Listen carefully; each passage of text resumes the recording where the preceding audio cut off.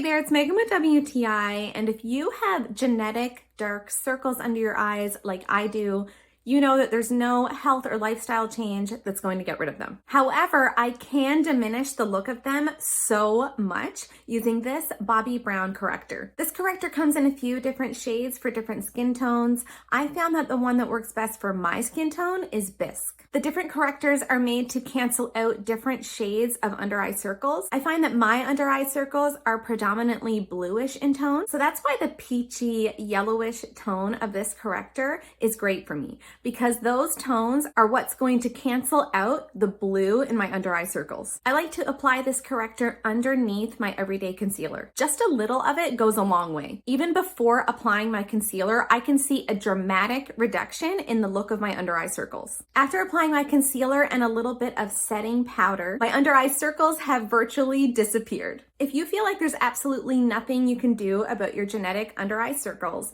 I definitely recommend giving this Bobbi brown corrector a try. And that's my point of view.